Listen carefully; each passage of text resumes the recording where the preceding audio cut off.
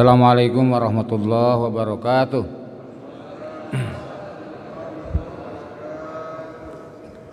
Innal hamdalillah nahmaduhu wa nasta'inuhu wa nastaghfiruh wa na'udzu billahi min syururi anfusina wa min sayyiati a'malina.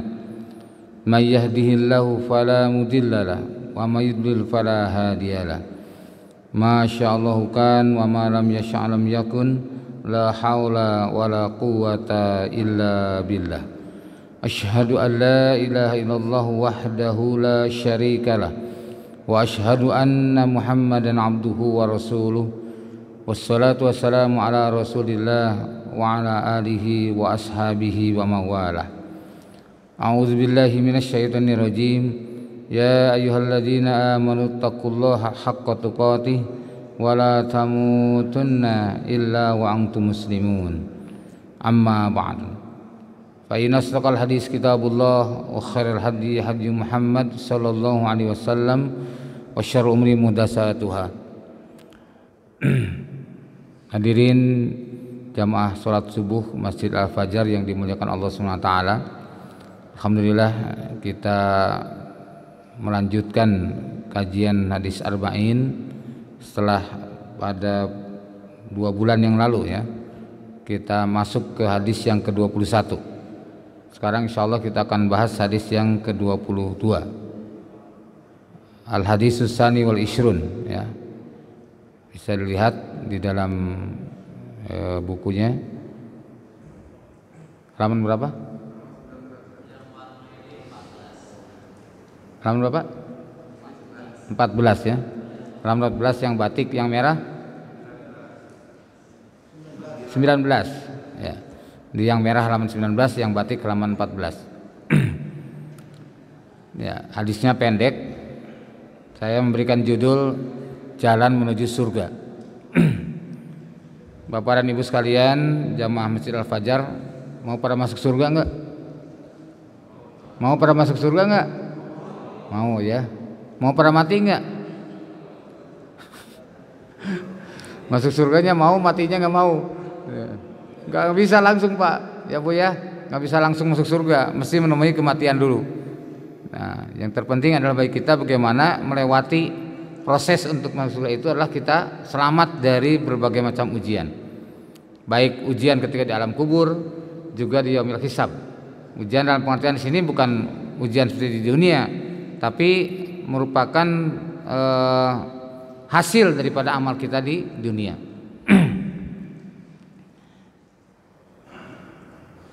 Baik, kita lihat matan hadisnya. An Jabir qala, ia berkata. Dari Jabir ia berkata, atan Nabi sallallahu alaihi wasallam, telah datang Nabi sallallahu alaihi wasallam An-Nu'man bin Qawqal, datang pada Nu'man bin Qawqal.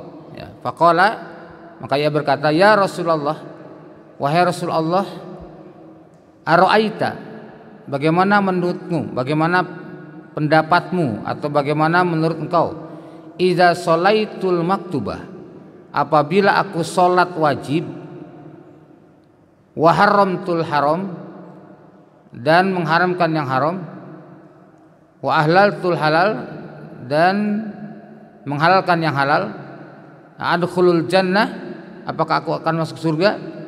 Faqala Nabi sallallahu alaihi wasallam, na'am, benar, kau akan masuk surga. Ini ada yang kelewat kayaknya hadisnya.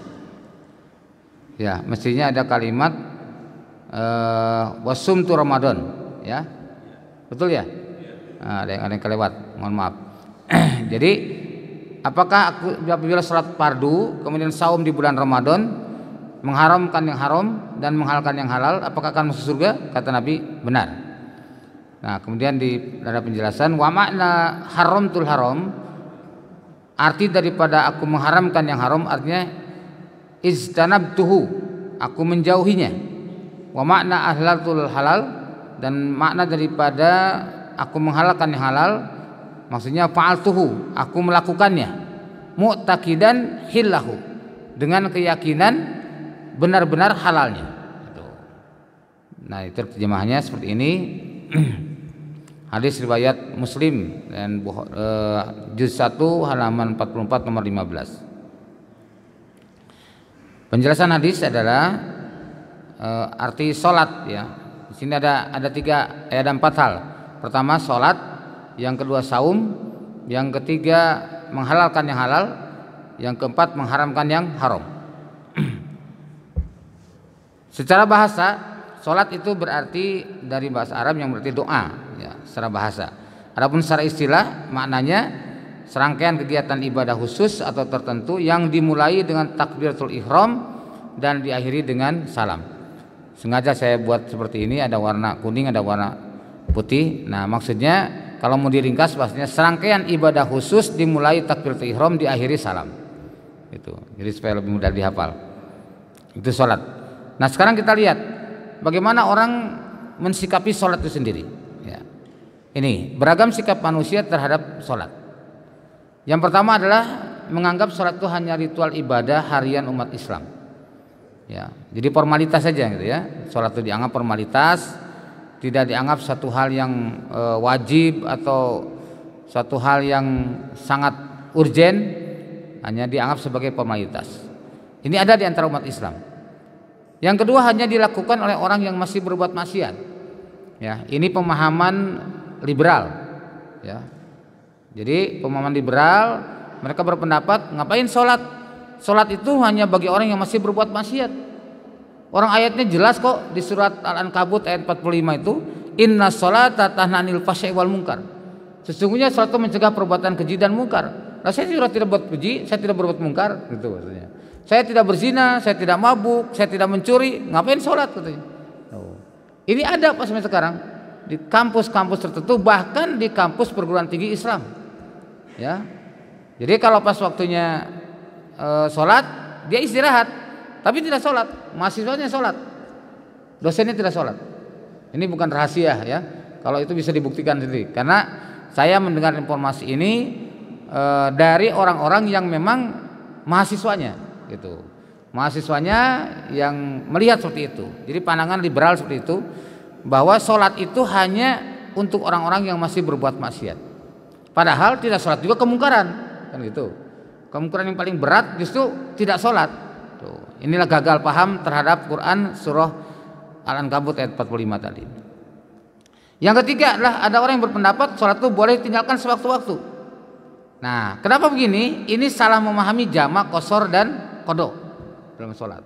Jadi seolah-olah, contoh misalkan di perjalanan, saya sudah sering melihat di kereta, di pesawat, ya, ataupun di bis, begitu waktu sholat masuk dia tidak segera sholat, padahal waktu yang akan ditempuh untuk menempuh perjalanan tersebut melebihi waktu sholat. Jadi saya pernah ceritakan, saya bersama keluarga mau ke Tasik waktu itu, jam 9:30 dari Kampung Rambutan, perkiraan sampai kalau tidak macet itu jam 4 sudah sampai di Tasik, sehingga bisa menjamak qasar ya, jamak takhir. Tapi ternyata macet luar biasa, sehingga jam 4:30 itu masih ada di Ranca Ekek, Bandung. Itu. Jadi artinya tidak mungkin ya, tidak mungkin punya waktu sampai Tasik. Nah, saya coba prediksi, saya tanyakan. Wah, itu biasanya jam 9 sampai Tasik katanya. Jadi kalau jam 9 atau setengah 10 dari Jakarta, nyampe Tasik pun kurang lebih 12 jam. Akhirnya saya terpaksa lah sholat di mobil bersama keluarga. Nah, kemudian saya perhatikan tidak ada yang sholat di mobil itu. Akhirnya saya merasa terpanggil untuk menyampaikan hal itu. Lalu saya datang ke supir, saya bilang, Pak supir, bisa dimatiin dulu musiknya. Kenapa Pak? Saya mau ceramah gitu. Nah, udah, akhirnya dimatiin. Akhirnya saya gandul, sambil gandul di mobil, saya bilang, Bapak dan Ibu sekalian, saya bukan pengamen. Saya gitu. Saya begitu dulu supaya jangan sampai dianggap kita mau minta-minta gitu ya. Bapak dan Ibu sekalian, saya bukan pengamen gitu. Dan saya tidak akan menarik uang apapun gitu ya. Nah, terus itu baru saya salam. Ya, mereka jawab, izinkan saya mau menyampaikan sesuatu yang sangat penting, bahwasanya perjalanan kita akan sampai di Tasik kurang lebih jam 9 malam. Ini artinya waktu sholat kita duhur dan asar ya, tidak akan mungkin dilaksanakan pada waktu maghrib dan isya, karena secara syariat Rasulullah mencontohkan jamak itu hanya ada duhur dan asar, maghrib dan isya. Ya, jadi tidak melakukan jamak duhur dan asar pada waktu maghrib. Tidak ada contohnya. Maka izinkan saya sampaikan masalah ini bahwa kita semua wajib, bagi seorang muslim wajib melaksanakan sholat. Nah, karena tidak mungkin sampai tepat waktu, maka hanya disinilah kita bisa melaksanakan sholat. Maka mari kita laksanakan sholat di mobil. Adapun mohon maaf bagi mereka yang belum paham bagaimana cara sholat di mobil, hanya membedakan ruku dan sujud saja. Yang lainnya sama, ya. Yang lainnya sama, ruku dan sujud sambil duduk. Kalau ruku nunduknya sedikit, sujud lebih dalam dikit. Itu aja bedanya. Nah, saya contohkan, ya, sambil gandul tuh. Nah, bagi mereka yang belum tahu bagaimana tayamum, maka boleh bertayamum. Silakan di kaca atau di kursi yang di depannya. Itu tayamum, cukup ditepukkan dua tangan, lalu usapkan, ditepuk-tepuk, kemudian usapkan ke wajah dan telapak tangan. Udah, itulah yang dicontohkan oleh Rasulullah SAW. Nah, silakan melaksanakan bagi kaum muslimin. Udah, demikian dari saya. Mohon maaf, salam, suruh saya duduk. Alhamdulillah, mungkin 50% atau lebih akhirnya mereka sholat. Nah, yang di samping saya menanyakan, Pak, memang boleh tayamum kesini? Boleh Pak, itu ada debunya. Coba Bapak ambil tisu, saya bilang. Kalau nggak percaya tuh, usap tuh kursi itu, ada debunya. Maka itulah dipakai untuk tayamum. Nah, ini para ikhwan, hal semacam ini menunjukkan karena sebagian besar di antara kaum muslimin masih ada yang menganggap sholat itu boleh ditinggalkan sewaktu-waktu. Itu. Saya pernah nanya langsung gitu ya kepada mereka. Kan boleh katanya. Nanti aja kodok mungkin atau besok di kodok katanya. Masya Allah ya. Ini karena mungkin pemahaman yang harus diluruskan. Nah, kemudian juga ada yang sakit. Saya masih ingat di Kalimantan Barat ketika ada mualaf di situ 448 jiwa di daerah Raut Kayan, kurang lebih sekitar 9 kilo dari perbatasan Malaysia. Nah, saya begitu masuk ke situ, saya meminta waktu Pak untuk ceramah di masjid. Tapi kata takmir masjid, ada surat nggak dari KUA? Saya bilang nggak ada. Dari Depak ada nggak? Nggak ada juga. Oh, kalau itu mohon maaf, di sini nggak bisa, gitu ya. Mesti ada tugas dari KUA atau Depak. Oh, begitu ya. Jadi nggak bisa kalau nggak ada surat itu, nggak bisa katanya. Ya sudah, begini saja. Ada orang sakit nggak di sini? Maksudnya mau apa? Ya saya mau nengok. Mudah-mudahan saya bisa ngobatin. Itu. Akhirnya, oh ada katanya. Siapa Pak? Itu ada istri takmir masjid. Kenapa beliau? Isi bendahara masjid, isi bendahara masjid. Kenapa? Itu sudah tidak bisa jalan katanya. Lah sejak kapan? Ya sudah lebih dari seminggu nggak bisa jalan. Oh ya udah, boleh kalau gitu saya temuin. Diantar sampailah ke rumah itu. Saya tanya si istrinya, mana suaminya? Ini siapa? Ibunya. Tanya, ibu sakit ya? Iya. Yang ibu nggak bisa jalan? Enggak. Berdiri? Enggak juga. Jadi berdiri pun nggak kuat, apalagi jalan. Oh ya udah, ibu mau sembuh? Mau katanya. Tentu mau sembuh. Mau diobatin? Mau katanya. Sudah kalau gitu, pertama ibu yakinkan dulu dalam hati bahwa yang maha penyembuh adalah Allah. Allah berfirman, idza maritu fahuwa yashfin. Apabila aku sakit, Allah lah yang maha penyembuh. Bukan dokter, bukan terapis, bukan siapapun. Tanamkan dalam hati yang maha penyembuh hanyalah Allah. Ya katanya. Terus mari kita ibu baca doa. Ibu saya tuntun baca ya. Dibacakan doa-doa untuk pengobatan. Setelah itu bismillah ya. Minta izin ya para suaminya, saya membekam ibu. Dibekam Pak, dari bawah lutut sampai bawah mata kaki. Beberapa titik saya bekam. Selesai dibekam, kemudian saya bilang, "Bu, silakan ibu berdiri." Ragu-ragu dia kan? Berdiri Bu, saya tanggung jawab. Akhirnya berdiri Pak. Jalan Bu, jalan. Wah, orang-orang pada kaget. Hah, bisa jalan katanya. Akhirnya karena dia bisa jalan, yang kumpul itu kan banyak, lihatin. Langsung pada nyutuk, Pak Ustadz, saya sakit pinggang udah lama nggak sembuh-sembuh. Oh, jadi pada laporan. Masya Allah, ya sudah. Mau pernah dibekam? Mau katanya. Ya sudah kalau gitu silakan tulis. Yang mau dibekam silakan tulis. Tulis Pak. Akhirnya yang nulis itu ada 18 orang. Tuh. Ada yang ingin diruqyah, ada yang ingin dibekam. Nah udah gitu, udah begini saja. Ini sebentar lagi maghrib. Saya ingin menyampaikan tausiah di masjid. Kira-kira bisa nggak? Siap Ustaz. Itu yang tadi bilang melarang, nggak ada lagi kalimat larangan. Siap Ustaz. Kalau gitu kumpulkan masyarakat di sini supaya semua ke masjid. Alhamdulillah terkumpul lah, penuh di masjid itu. Nah, itulah Pak. Ternyata subhanallah dengan pembekaman atau dengan terapis yang lain bisa menjadi jalan dakwah. Alhamdulillah dari situlah kemudian akhirnya kami bisa mengirimkan ustadz ke sana dan menikah dengan orang sana karena bujangan. Sekarang berkembanglah pesantren di sana. Itu di daerah Raut Kayan, kurang lebih 9 kilo dari perbatasan Malaysia. Nah itu jadi anggapan seperti ini mungkin ada di sekitar kita yang kalau sakit seolah tidak sholat. Saya bilang, ibu sholatnya gimana? Enggak sholat. Loh sejak sakit enggak sholat? Kan lagi sakit. Kayaknya saya ajarkan dulu, ibu nanti kalau belum sembuh sholatnya seperti ini. Ajarkan sholat sambil duduk ya. Terus ajarkan juga tayamum. Alhamdulillah. Nah itu para ikhwan, jadi ada di antara kaum muslimin yang punya pandangan boleh ditinggalkan sewaktu-waktu. Kemudian 4, bermalas-malasan untuk sholat. Ini juga dalam surah An-Nisa 142 gambaran orang munafik. Innal munafiqina yukhadi'una Allaha wa huwa khadi'uhum wa idza qamu ila shalah qamu kusala. Sesungguhnya orang-orang munafik itu mereka hendak menipu Allah, padahal Allah lah yang menipu mereka. Apabila mereka berdiri untuk sholat, berdiri dalam keadaan kusala. Kalau orang Sunda bilang kusala itu kusal-kusal. Ya, kusal-kusal itu malas berat gitu ya untuk memenuhi panggilan sholat. Nah ini gambaran orang munafik. Kenapa demikian? Yura'unan nasa karena ingin dilihat oleh manusia. Sholatnya itu bukan karena Allah, hanya karena ingin dilihat oleh manusia.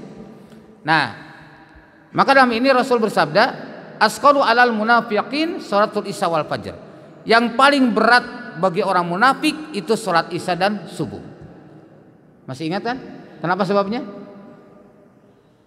Masih ingat nggak? Saya sudah sampaikan kenapa sebabnya. Masih ingat Pak? Waktu isya dan subuh itu waktu dulu itu sebenarnya gelap. Pas ya. Karena waktu sholat isya dan subuh saat itu dalam keadaan gelap. Kalau sekarang kan terang benderang nih. Nah kalau dulu di masa Rasul orang sholat isya dan subuh tidak tahu kiri kanan siapa. Ya, maka mereka tidak mau itu karena mereka sholatnya ingin dilihat oleh manusia. Ketika manusia tidak melihatnya, dia tidak mau.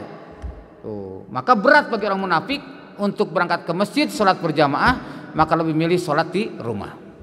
Ya, mudah-mudahan kita dalam keadaan sekarang terang benderang tidak ada lagi alasan itu ya. Nah kemudian yang kelima, ada orang yang menjadikan sholat itu jadi senda gurau dan permainan. Ya. Menjadikan senda gurau dan permainan. Nah, kenapa demikian? Digambarkan dalam surah Al-Maidah 58, wa idza nadaitum ila shalah. Dan apabila kamu seru mereka untuk mendirikan salat, takhuduha huzwa wa la'iba. Mereka akan menjadikan salat itu jadi senda gurau dan permainan. Lah, kenapa demikian? Dzalika bi annahum, yang demikian itu karena sesungguhnya mereka adalah qaumun la yaqilun, kaum yang tidak berakal. Berarti apa? Orang gila. Jadi orang gila oleh Allah digambarkan adalah orang-orang yang mempermainkan dan menjadikan sholat sebagai senda gurau. Diajak sholat, sholat nanti juga ada lagi lah katanya. Ya. Wah berbagai macam ocehan, toledekan. Wah so suci amat sih, so soleh amat, sholat mulu gitu ya. Pokoknya berbagai macam cemoohan kepada sholat. Nah orang seperti ini oleh Allah disebut sebagai orang gila. Jadi untuk cari orang gila tidak harus repot-repot, ya, tidak harus ke rumah sakit jiwa. Begitu azan berkumandang, nah ketika kita tidak peduli dengan panggilan Allah itu, maka boleh jadi kita hanya 2 kemungkinan. 1 orang munafik atau 2 orang gila. Mudah-mudahan di Al-Fajr tidak ada ya. Nah yang ke-6, sholat sekedar menggugurkan kewajiban. Ada yang seperti ini. Pokoknya sudah sholat, alhamdulillah selesai. Dia tidak pernah perhatikan kualitas sholatnya. Betul? Ada yang gitu kan? Yuk kita sholat dulu. Kalau sudah sholat dia tenang katanya. Nah, betul memang Rasul pernah berkata kepada Bilal, ya Bilal, arihna bis sholat. Wahai Bilal, ayo kita istirahat dengan sholat. Jadi istirahat itu dengan sholat. Nah, ini adalah kadang-kadang ada orang yang merasakan sholat itu sebagai beban. Ya, Jadi sehingga ketika sholat selesai, alhamdulillah sudah sholat. Padahal pada sholatnya itu tidak diperhatikan kehusuannya, tidak diperhatikan tumaninahnya, ya, apalagi sampai ittiba'us sunnahnya tidak pernah diperhatikan. Pokoknya sholat selesai, gugur kewajiban. Ada kan orang yang sholat cepat-cepat ya. Kita ingatkan, Pak, kok sholatnya cepat amat? Apa jawabnya? Lawang dari kecil masa nggak bisa katanya gitu. Masya Allah. Jadi seolah-olah kalau sudah senior harus lebih cepat sholatnya gitu ya. Ini sungguhan Pak. Saya pernah sholat di belakang seorang ustadz. Ya, ustadz dalam tanda kutip ya. Maksudnya bukan semua ustadz begini. Hanya qadarullah saat itu terjadi. Saya sholat di belakang seorang ustadz. Nah, kemudian begitu sholat, saya baru dia takbir, saya takbir. Baca Fatihah belum selesai Pak, sudah ruku. Astagfirullah, saya terus ruku. Ya kan kita harus mengikuti imam kan, juilal imam yu'tamma bi, dijadikan imam itu untuk diikuti. Ya udah saya ikut aja. Nah pada rakaat kedua saya percepat bacaan Fatihah saya. Maksud saya supaya bisa masuk ke dalam surat, nggak nyampe juga. Walaupun saya baca Fatihah awalnya saya baca misalkan bismillahirrahmanirrahim, alhamdulillahirabbil alamin, arrahmanirrahim, asalnya begitu. Nah yang kedua, bismillahirrahmanirrahim, alhamdulillahirabbil alamin, arrahmanirrahim, maliki yaumiddin. Ya, ternyata enggak sampai juga. Ya, begitu ruku saya belum selesai baca Fatihah tapi tidak juga sampai baca surat. Akhirnya udah selesai, terus ruku sujudnya juga agak cepetan. Gitu selesai saya peluk. Ustaz, tadi saya kok kayaknya sholatnya cepet amat gitu ya. Masa katanya gitu. Iya Ustaz, sholat cepet amat. Apa jawabnya? Kan imam harus meringankan makmum katanya gitu ya. Sahih Ustaz, hadisnya sahih begitu. Tapi dengan cara tadi saya boro-boro ringan jadi berat malah gitu. Karena kecepatan gitu. Tapi mengenainya bukan istighfar gitu ya. Bukan itu, tapi oh antum dengan saya begitu, dengan senior saya itu lebih cepat lagi katanya. Astagfirullah. Nauzubillah min dzalik ya. Mudah-mudahan jangan ada di antara kita. Ini sosok seorang ustadz yang tidak memberikan keteladanan. Sholatnya kok cepat-cepat. Ketika ditanya, diingatkan malah jawabnya gitu. Kalau antum dengan senior saya itu lebih cepat lagi. Gitu. Wah, Masya Allah. Kayak gimana gitu ya lebih cepat lagi itu. Nah padahal tumaninah itu adalah wajib. Semua ulama tidak ada yang berbeda pendapat. 4 ulama madhab semua sepakat. At-tumaninah fi shalah wajib. Tumaninah dalam sholat adalah wajib. Tanpa tumaninah tidak diterima sholatnya. Maka ada sahabat yang sholat sampai terburu-buru kata Rasul fasholli fa innaka lam tusolli, fasholli fa innaka lam tusolli, sampai 3 kali sholat. Tuh, yang keempatnya baru disuruh lagi oleh Nabi, dia nanya ya Rasulullah sholat seperti apa gitu. Baru dia disampaikan oleh Rasulullah apabila kamu sholat takbir. Setelah takbir baca Quran yang kamu mudah, setelah itu kamu ruku dengan tenang, berdiri dalam keadaan tenang, ya, kemudian sujud juga dalam keadaan tenang.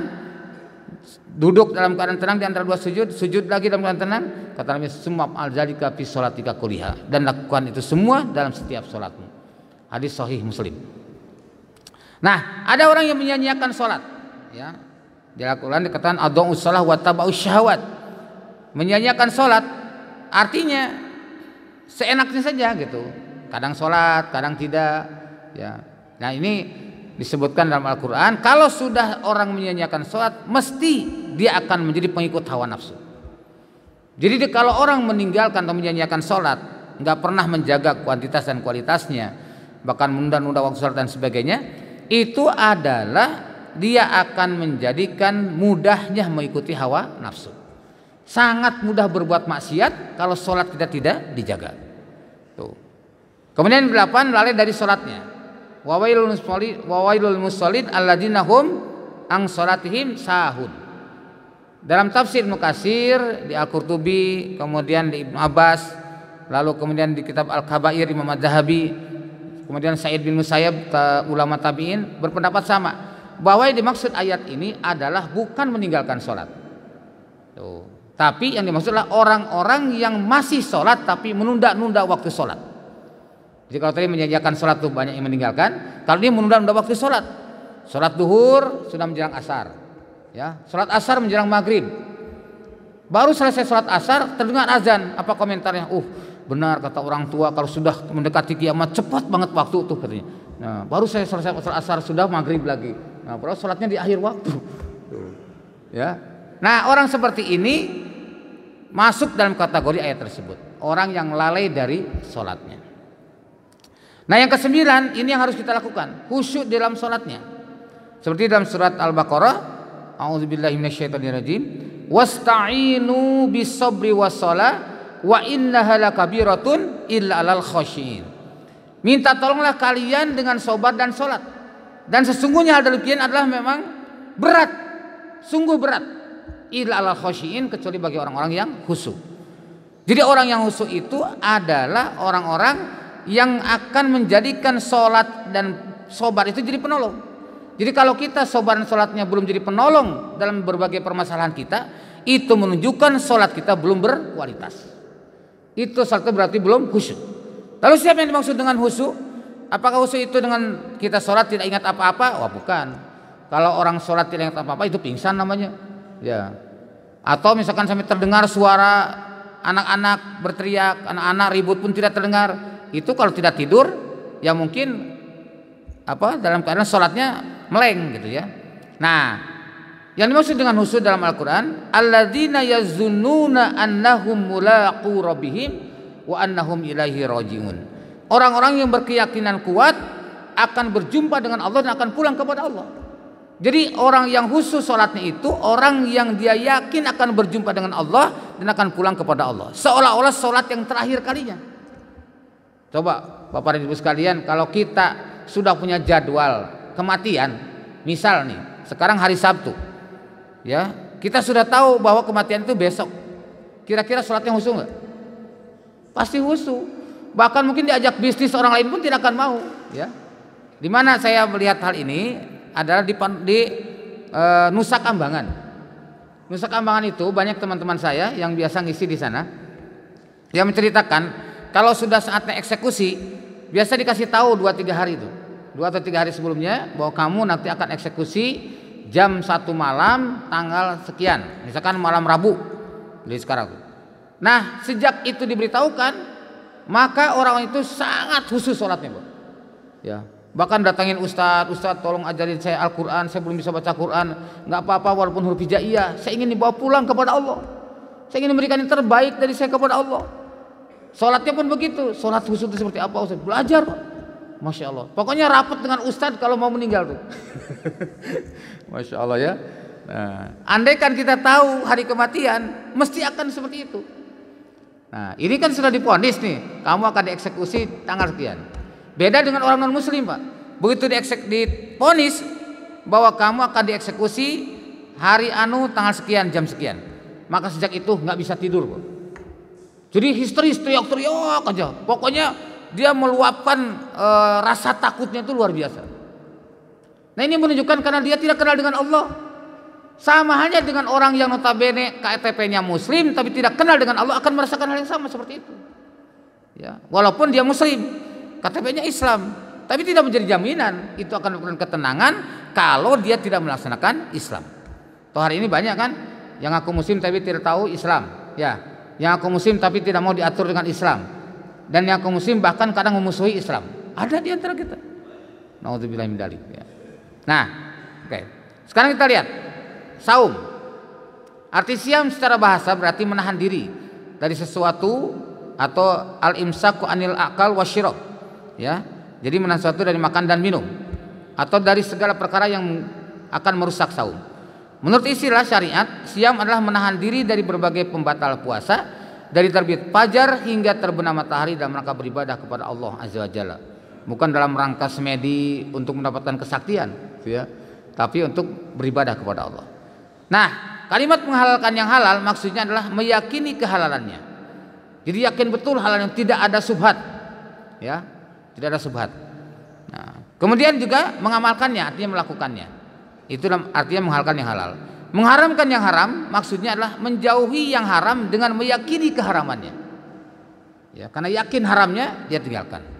Kalau di antara halal dan haram, kata Rasulullah, baina asyubhat.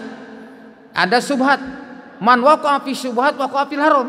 Siapa yang menempatkan diri pada posisi subhat, maka dia menempatkan diri pada yang haram. Contohnya seperti apa? Mohon maaf, di tahun 90-an saya pernah menginap di suatu musola, Pak. Jadi habis kajian, saya nginep aja lah, nggak pulang. Nginep lah di musola itu. Tiba-tiba jam 2 malam terdengar ada hewan, teriakan hewan tuh ya. Kami jadi apa ini ya? Saya coba intip dari bilik musola itu. Ternyata rupanya musola itu berdampingan dengan tempat penyembelihan ayam. Nih, apa yang kita saksikan, menyembelih ayamnya itu seenaknya, Pak. Jadi ayam tuh mereka pakai pisau satu-satu. Ayam itu diambil, ya, kemudian dilipat itu lehernya, baru dicongkel, masukin ke dalam air yang sedang mendidih. Coba, saya tanya sama Ikhwan Rawat di sini, kira-kira kalau kita menyaksikan seperti itu, cara penyembelihan demikian sah apa tidak? Jelas tidak sah, Pak. Kenapa? Pertama, dicongkel dalam artian belum jelas apakah itu urat lehernya dan urat nadinya atau yang lain. Yang jelas nanti ada bekas potongan. Kemudian dalam kondisi masih hidup dimasukkan ke dalam air yang sedang mendidih. Maksudnya apa? Supaya darahnya tidak mengalir. Karena tidak mengalir darahnya, maka bobotnya menjadi berat. Nah, ini sebenarnya merupakan hasil manipulasi penyembelihan. Nah, saya sejak itu, Pak, nggak berani lagi makan ayam sembarangan. Tuh. Jadi harus hati-hati, harus dapat bisa menjamin, bisa nggak terjamin nih halalnya. Kenapa? Karena dikhawatirkan jatuh kepada yang haram. Nah, itu artinya paling pintar posisi subhat. Satu. Yang kedua, posisi subhat adalah saat pengiriman ayam dari kampung ke kota. Itu yang dikirim itu biasanya sampai 10 ribuan rata-rata. Paling sedikit mungkin 5 ribu, tapi rata-rata 10 ribu, kurang 15 ribu dikirim. Sampai di kota, ternyata karena perjalanan cukup jauh, banyak ayam yang mati, Pak. Paling rendah itu 5% mati. Ya. Kalau dari 10 ribu 5% berapa? 500 kan? 500 penerimaan. Nah, bagaimana kilahnya atau si penjual ini? Kata si pembeli begini, itu kan ayam mati, jadi kamu tidak bisa jual saya beli yang hidup. Nih, bayar. Nah, tinggal yang mati dihitung berapa? Begini, ini buat pakan lele sebenarnya. Buat pakan lele, buat pakan ikan saya di rumah. Sudah, jual saja, jual bangkai. Nah, jual bangkai. Padahal tidak boleh kan jual beli bangkai. Ya. Ini jual bangkai, dibeli. Yang misalkan ayam itu waktu itu 20 ribu 1 kilo, dibeli 2 ribu, Pak. Ya, lumayan kan, 500 kali 2 ribu, dan itu tidak masuk dalam penjualan gitu. Jadi hanya udah diganti aja. Nah, sesudah pulang si penjual, si pembeli mikir ayam begitu banyak kan. Nah, akhirnya apa? Disortir, Pak. Mana yang kira-kira masih bagus, lalu kemudian ia sembelih, dipotong lehernya, disatukan dengan yang asalnya hidup. Jadi artinya ini berarti sering disebut kadang-kadang ini ayam ini tiren, ayam tiren mudah. Apa tiren mati kemarin maksudnya. Mati kemarin jadi dijual murah. Hati-hati itu ya kalau masalah ini. Nah, maka Masya Allah inilah yang menjadikan subhat. Maka saya tidak berani sejak itu makan ayam sembarangan. Itu ya, mudah-mudahan jadi inspirasi. Harus hati-hati. Nah, dulu pernah ada ke pesantren kami itu ada orang yang jualan ayam. Karena saya sudah menyampaikan hal ini, sempat tidak laku ayamnya itu. Orangnya saya panggil, Bang sini, gimana yang pada beli? Ini ya kok jadi nggak pernah beli, ini orang pesantren katanya gitu. Saya bilang itu karena saya bilang gitu. Wah, emang kenapa? Saya menyampaikan cerita ini, akhirnya mereka ragu-ragu. Nah, kalau ingin sekarang laku lagi, caranya gampang. Satu, abang muslim? Ya muslim. Sholat? Baik. Pertama, abang lakukan setiap datang kemari pas waktu duhur, sholat duhur di masjid. Satu. Yang kedua, lakukan penyembelihan sesuai dengan syariat. Caranya adalah abang kalau mau nyembelih, coba diputar dulu lehernya itu, disasar maksudnya, disasar, sampaikan ke depan yang akan disembelih. Karena ada leher, urat leher kadang-kadang tidak kena. Nah, sampai setelah itu baru dipotong. Bacanya Bismillahi Allahu Akbar. Saya bilang, bisa nyembelih nggak? Bisa katanya. Bismillah Allahu Akbar. Coba lakukan itu. Insya Allah kalau itu sudah dilakukan, saya akan sampaikan kepada ibu-ibu supaya pada beli lagi. Alhamdulillah sampai sekarang akhirnya komitmen seperti itu, Pak. Jadi ini adalah dalam rangka menyelamatkan kita dari segala hal yang subhat. Nah, ini surga. tentang tadi, adkhulul jannah, apakah aku akan masuk surga dengan 4 hal tadi? Kata Nabi, "Na'am," benar. Apa surga? Surga adalah negeri yang penuh kenikmatan yang Allah sediakan bagi orang bertakwa. Dalam Al-Qur'an disebutkan, "Wasari'u ila maghfiratin mir rabbikum wa jannatin arduhas samawati wal ard muiddat lil muttaqin." Ya, bahwa bersegeralah, berlomba-lombalah kamu kepada ampunan Allah dan pada surga yang Allah sediakan bagi orang bertakwa yang seluas langit dan bumi. Masya Allah, luar biasa. Ya. Nah, dalam ayat ini disebutkan, "Fala ta'lamu nafsum ma ukhfiya lahum min qurrati a'yun jazaa'an bima kanu ya'malun."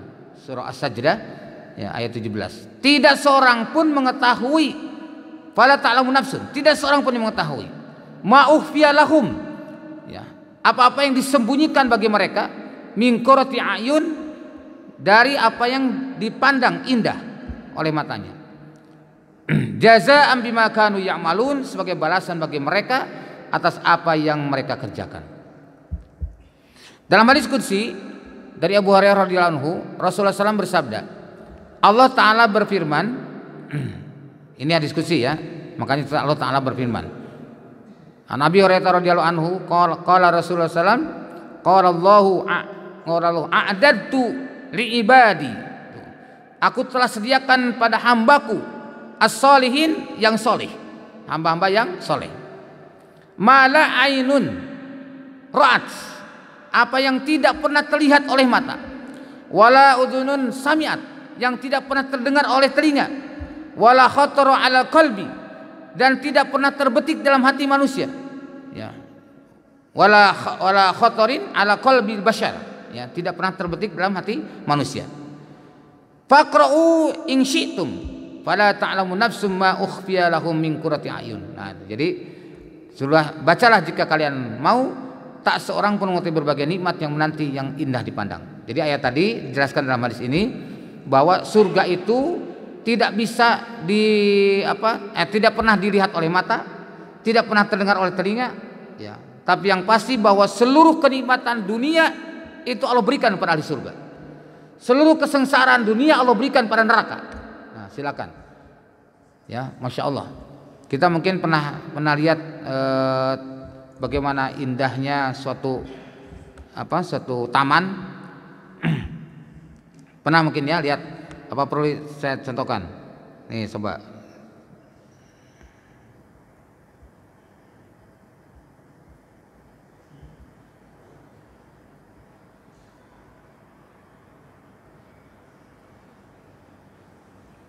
Nah, ini contoh lah, ini salah satu contoh keindahan laut aja. Ya.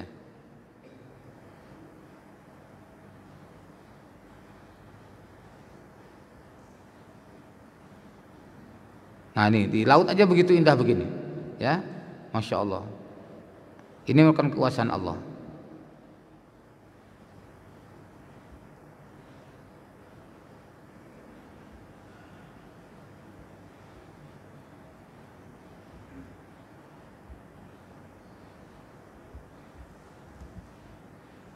Ya, itu gambarannya bahwa ada film-film, video-video saya punya tentang keindahan alam ini luar biasa. Ya, itu sebagai contoh aja. Nah, jadi ada juga hadis yang menyebutkan bahwa sedikit amalan, ya, bisa membuat seseorang masuk surga. Jadi tidak harus misalkan seorang rajin banget gitu ya. Kalau dia hanya bisa melaksanakan yang wajib saja, sholat saja, saum saja, menghalalkan yang halal, artinya sangat menjaga dari perkara yang subhat apalagi haram, dan mengharamkan yang haram, maka itu sudah bisa menjadi modal untuk masuk surga, ya, hanya dengan hal yang wajib. Ada seorang laki-laki yang beruban kepalanya dari ahli Najd datang kepada Rasulullah SAW. Kami dapat mendengar gema suaranya tetapi tidak memahami apa yang ia katakan. Sampai ia berada dekat dengan beliau, ternyata ia bertanya tentang Islam. Maka Rasulullah SAW menjawab, Islam itu mengerjakan salat 5 waktu sehari semalam. Nah, laki itu bertanya lagi, apakah ada kewajiban lain selain itu untukku? Kata Nabi, tidak, kecuali engkau ingin menambah dengan yang sunnah. Ya, jadi 5 waktu sudah, kecuali kalau engkau mau sunat rawatib atau sunat nawafil. Rasulullah SAW lagi dikatakan, Islam juga mengerjakan puasa di bulan Ramadan. Laki-laki itu bertanya lagi, apakah ada kewajiban selain itu untukku? Kata Nabi, tidak, kecuali kau ingin menambah dengan yang sunnah. Ya, yang penting saum di bulan Ramadan wajib. Ya, kalau mau nambah sunnah silakan. Mau Senin Kemis ke, mau 3 hari di 1 bulan, apakah saum Daud silakan. Tolha melanjutkan, Rasulullah SAW menyebutkan lagi tentang masalah zakat. Laki-laki itu bertanya lagi, apakah ada kewajiban lain selain itu untukku? Rasul menjawab, tidak, kecuali engkau ingin menambah dengan yang sunnah. Maksudnya ada sedekah, ada infak, tatawu dan sebagainya. Ya. Lelaki itu bertanya, kemudian berbalik, pergi lalu berkata, demi Allah, aku tidak akan menambahkan dan juga mengurangi sedikit pun darinya. Jadi artinya dia hanya akan melaksanakan yang wajib. Kata Rasulullah, bagaimana? Beruntunglah orang tersebut jika ia jujur. Masya Allah ya. Nah, apa faedah hadis ini? Pertama, para sahabat semangat bertanya dalam hal penting. Nah, ini salah satu contoh sunnah para sahabat ya. Bertanya itu sunnah para sahabat gitu. Karena mereka rajin bertanya. Yang kedua, tujuan para sahabat adalah masuk surga, itu tujuan utamanya. Jadi tujuan utama kita adalah mendapatkan ridho Allah, lalu kemudian dimasukkan ke dalam surga. Bukan kaya raya, bukan popularitas dan sebagainya. Dalam hadis ini disebutkan 4 macam ibadah: sholat 5 waktu, puasa Ramadan, menghalalkan yang halal dan mengharamkan yang haram. Manusia jika mencukupkan dengan sholat 5 waktu, maka ia dimudahkan masuk surga. Sholat 5 waktu dan puasa merupakan sebab masuk surga. Nih, pengertian masuk surga karena sebagian amalan yang dikerjakan punya 2 kemungkinan makna. Pertama, ia masuk surga selama terpenuhinya syarat dan tercegah dari penghalang. Yang kedua, ia masuk surga selama bertauhid, karena tauhidlah yang membuat ia sholat, membuat ia zakat, membuat ia puasa serta amalan lainnya diterima Allah. Jadi kalau tanpa tauhid, kalau dengan kesyirikan, maka tidak akan diterima. Orang rajin sholat tapi berbuat syirik nggak akan diterima, Pak. Misalkan gini, dia rajin sholat tapi sering banget kok datang ke dukun, nggak diterima sholatnya. Kata Rasulullah, barang siapa yang datang ke seorang dukun, ya, man atakahin fasa'al an syai'in, kemudian dia bertanya tentang sesuatu kepada dukun itu, maka tidak akan diterima sholatnya selama 40 malam. 1 kali datang ke dukun, ditip X sholatnya 40 malam. Nah, kalau 2 kali datang ke dukun berarti 80 malam, begitu seterusnya. Nah, kenapa? Karena dengan kesyirikan akan hapus semua amal itu. Maka jangan pernah ada kesyirikan sedikit pun. Nah, sebaliknya dengan tauhidlah sholat kita diterima, zakat kita diterima, ya, puasa kita diterima, semua amalan kita diterima kalau tauhidnya sudah lurus, terhindar dari kesyirikan. Maka tidak boleh mencegah seorang dari yang halal, ya. Nah, kemudian definisi Imam Nawawi rahimahullah, mengharamkan yang haram adalah menjauhi yang haram. Yang tepat adalah meyakini haramnya dan menjauhinya. Karena kalau tidak diyakini keharamannya berarti tidak meyakini hukum syar'i. Tuh, jadi kalau ini jelas haram ini, ya. Misalkan bangkai sudah jelas haram. Nah, kemudian babi kan sudah jelas haram. Sekecil apapun dengan turunannya tetap aja haram. Kan babi itu ada turunannya kan, sampai macam-macam istilahnya gitu dalam bahasa Latinnya. Nah, begitu pula menghalalkan yang halal adalah meyakini halalnya dan melakukan yang halal tersebut. Berarti pengertian dari Imam Nawawi adalah ada kekurangan. Maksudnya adalah oleh ulama lain ditambah, ya, penjelasan Imam Nawawi ini supaya jadi lengkap. Zakat dan haji tidak disebutkan dalam hadis ini, dan ia beramal hanya terbatas pada 4 amalan saja yang membuatnya masuk surga. Nah, sekarang ada 2 alasan kenapa zakat dan haji tidak termasuk dalam hadis ini. Pertama, zakat dan haji itu jika tidak dikerjakan sudah masuk dalam kalimat mengharamkan yang haram. Mengharamkan yang haram. Maksudnya apa? Harta zakat itu kalau kita tidak keluarkan, maka itu menjadi haram harta kita. Maka dibersihkan. Ya, dibersihkan. Maka Allah SWT menyebutkan dalam surah Fussilat ayat ke-6 dan 7, wa wailul lil musyrikin alladzina la yu'tuna zakat. Kecelakaan bagi orang yang musyrik itu orang yang tidak menunaikan zakat. Abu Bakar As-Siddiq radhiyallahu anhu memerangi orang yang tidak berzakat karena dianggap telah memotong-motong ajaran Islam. Maka dia telah berbuat yang haram. Yang harus dikeluarkan dia tidak keluarkan. Yang dimaksud masuk surga adalah jika terpenuhi syarat dan terlepas dari penghalang atau masuk surganya tertunda. Nah, ini jadi bisa terjadi orang tidak haji. Dalam kitab Al-Kabair juga disebutkan beberapa hadis Rasulullah SAW bahwa orang yang tidak haji padahal dia mampu berangkat haji, maka dia tinggal tunggu nanti matinya Yahudi atau Nasrani. Masya Allah. Maka jangan sampai di antara kita, wah gimana sekarang antriannya panjang? Yang penting niat. Yo, niat. Caranya niat gimana? Caranya itu daftar. Ya, walaupun mungkin kita menjadikan ya, kalau kita cari yang selamat, misalkan saya mau haji di Malaysia silahkan, mau haji di Singapura silahkan. Ya, jangan sampai seperti sekarang menyedihkan betul ya, Indonesia tidak dapat kuota. Tuh, dianggapnya Saudi tidak memberikan kuota, ternyata bukan. Masalahnya